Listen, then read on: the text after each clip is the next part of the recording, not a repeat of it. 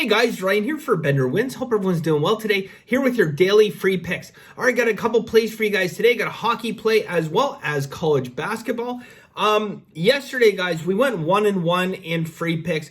Pittsburgh and Buffalo, we got the over there. Milwaukee in baseball, looked like we had it towards the end. They came with a nice comeback. It was a back and forth game, the whole game. We had it in the 8th inning and then grand slam in the bottom of the 8th and sayonara. I guess better in the bottom of the 9th, but whatever. As someone messaged me, if you have to go out, might as well be with a grand slam, right? I don't know if that made me feel better, but made me laugh. So, yeah, overall for the day, guys, we went 3-5. Definitely had some tough ones. We lost 2 player props by half a point. So, yeah, it was tough. And we had Houston in basketball, which didn't help our cause. Great first half and then just gone the second. We had them plus 10.5. They were winning at halftime and then just, yeah, down the drain. And probably the worst one of the day, NC Wilmington, Mid-10 State, we had them under 136. I was running behind. I had to get out of the house. I was watching that one. And I'm like, okay, I can't wait any longer. There's 33 seconds left. We had the under. We're covering by 10 points. Should be okay. I know back and forth, but it was a close game, and that was a good thing. It wasn't like, it was that 6-point difference where they're just going to trade fouls. No, it was a close game. So, then they couldn't miss threes. So anyways, we lost that one. Seemed to be a theme at the end of, the end of the games. I've been looking and doing some modeling, on live betting for next year for college basketball live betting, trying to figure out scenarios where, because some of the live bets, like the line under 136, right? And then the live line is 126. But what you're seeing is like some of these live lines are getting annihilated by like 25, 30 points sometimes, like not even going into overtime. So I'm trying to look at these games where these live lines are being annihilated without the game going to overtime. I mean, this game did go to overtime anyways.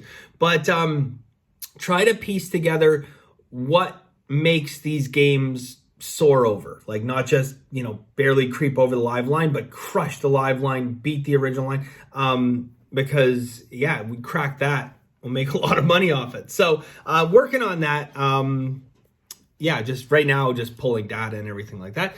But I think there could be something there because some of these live lines are getting just obliterated. There's one other thing I did want to talk about, guys. Not financial advice, and certainly I'm not a financial advisor, but I've seen people, talk about, stocks and stuff in the sports betting world. Mostly what comes up in conversation is what? Well, it's DraftKings, right? So a little bit of a rocky history with DraftKings stock to start. Now, again, I will preface this by saying this is not financial information. I do not have an MBA from Harvard Finance. And this is just my take on it. I'll tell you kind of, where I'm going with it. And if you're not interested, if you don't like investing, then, you know where the fast forward button is. So flashback to the IPO. I did not take part. I did not get a piece. I was very interested. Just didn't happen. Wasn't in the cards. But I was able to pick it up just below $20 a share. So I managed back in, I believe it was April or May of 2020, managed to pick up a fairly good chunk at $20 a share. Now, fast forward, I did end up dumping it. I didn't dump it near its top point, but I think I got, well, I can tell you exactly. No, I'm not going to pull that up. Okay. It was around $54 to $55 a share I got. So, I mean, I more than doubled my money. I got about 150% on my money. And the thing that really concerned me, well, a couple things. One, the wild and crazy promotions that they were running. So this is about a year after launch. I sold it, I think, again, around, May or June or something of 2021. So I've had it for about a year. The promotions that were going, like they were throwing money out the door left, right, and center. I understood what they were doing. They were looking for customer acquisition. Okay, that's smart. That is brilliant. But when you have these technology companies that don't necessarily have excellent breakup value or book value per se, that can scare the market a little bit when you have these big losses. And that's what I was kind of expecting. And to be honest, I never expected DraftKings losses to accelerate the way they did. So if you go to 2020, they lost about $1.3 billion on only $614 million in revenue. Now, keep in mind, this is legal sports. It's legalized sports betting is just getting going. They're breaking the marketplace. It's expensive. There's a lot of capital expenditures up front. Now, 2021, okay, they lost $1.5 billion on only 1.3 of revenue. So they are losing more money than revenue. Okay, not profit, like not potential profit. They're losing more money than they are even bringing in. Okay, so it's significant, right? It is significant, but that stock now, and I guess I got lucky to sell it then. That stock now has gone from a high of $51 or $61. So I missed the high by about $7. I'm okay with that. And it has gone back down to it's under $19. It's trading at $18.82 today. Now, I think in every portfolio, you should have, 5 to 10% of your portfolio, depending on age, right? Okay, I'm a little bit younger, but 5 to 10% should be somewhat speculative. And for me, my definition of speculative is probably slightly different than maybe other people. Other people might hear speculative and think I'm going to buy a Nevada mining stock and see what happens with it. That's not really my thing of speculative. My speculative is high potential growth stocks with negative earnings. And this fits that category, okay? So really quickly, the quick pitfalls behind DraftKings. So if we just take a look at them at a snapshot, already market, even at today's prices, giving them a very, very big valuation.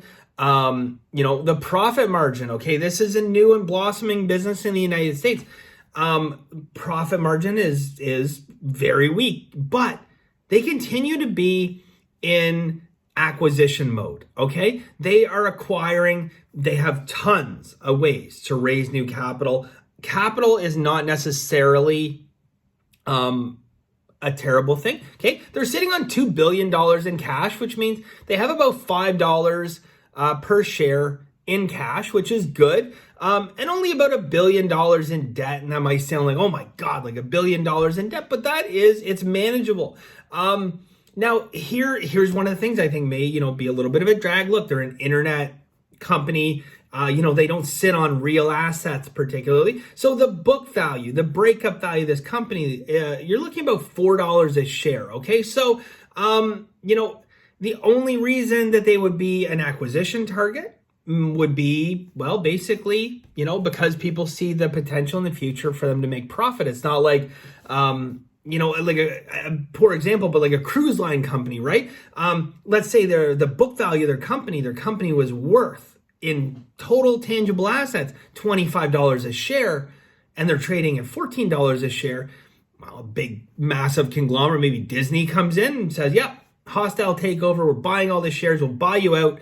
And they just bought a company where the assets alone are worth $25 a share, and they bought it at a discount. So, not really, necessarily a risk of that with DraftKings, which again, if you own a company and another company comes in a hostile takeover, you're going to make money. It's going to drive that share price way up. So DraftKings to me, it is one thing and one thing only. It is a long-term growth story in a market that is going to continue to grow. Guys, sports betting in the United States is bigger than the sports industry. Okay, it is bigger than the sports industry. Now, most of this is illicit. It's done, friend to friend, peer to peer, buddy to buddy, bookie to friend, offshore. This is going to get bigger and bigger and bigger. And I like best in breed. And in this particular case, DraftKings is that. Okay, DraftKings will continue to dominate the marketplace. There's a lot of talk about, I think it was Wynn exiting the marketplace, Caesars Online struggling. Some of these online portals are struggling a little bit. It's an opportunity for DraftKings to, possibly again, increase their user base.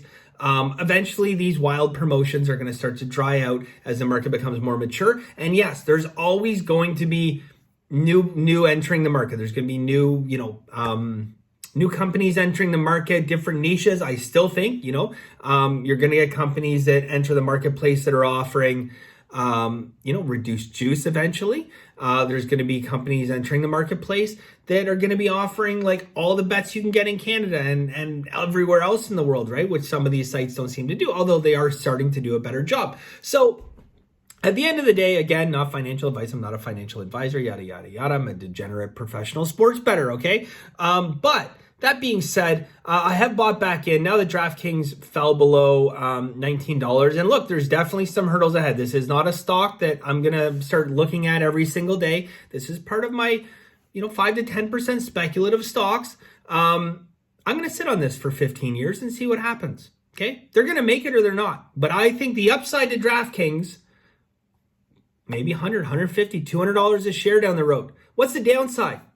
Zero. Okay? My downside is $19 a share. My upside is 5 or 10x. So that fits into my speculative. They're losing money. They have to figure out a way not to lose money. But right now, they're in an okay position. They're in an okay position where lots of ways to raise money. They have some liquidity already. So, there you go. Not that you came here for that, but I just want to throw that out there because I know a lot of people like on the Facebook group have been asking about DraftKings. That's my opinion. I recently bought back in. There's been some dips. I mean, it did dip as low as $15. I didn't pull the trigger at that point, but you could wait. You could wait. I mean, you could definitely dollar cost average your way into it if you wanted to have an entry point around just under $19.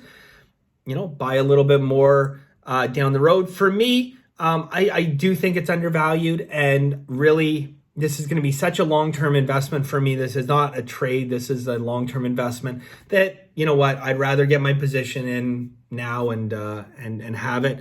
And, potentially if there's a pullback, $14, somewhere in that range, maybe I, just add just a little tiny bit more. But anyways, okay.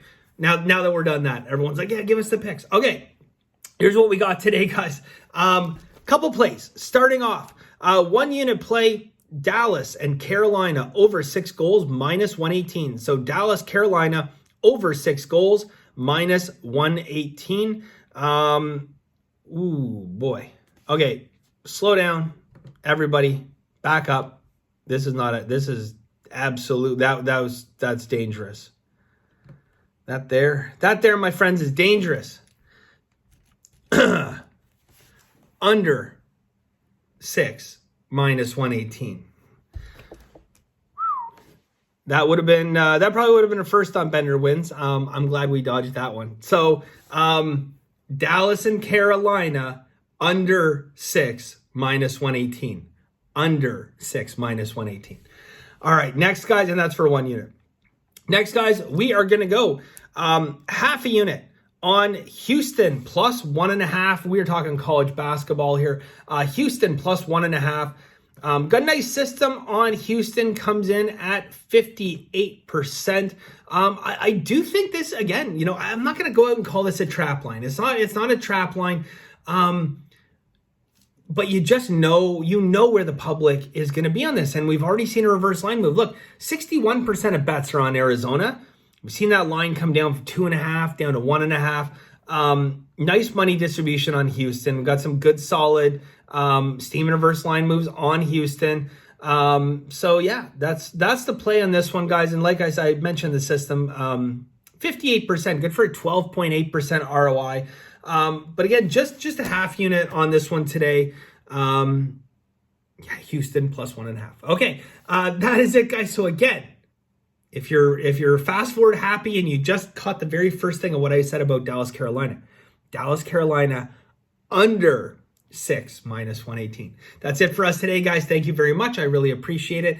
And as always, guys, today's advice is not financial advice, yada, yada, yada. I don't know. I just heard everyone say that. Everyone who ever talks about stocks, it's not financial advice. So guess what? It's not financial advice. And I am not a financial advisor, but that is my 2 cents on DraftKings. Thank you guys very much. I really appreciate it. And as always, have a very lucky day and bye for now.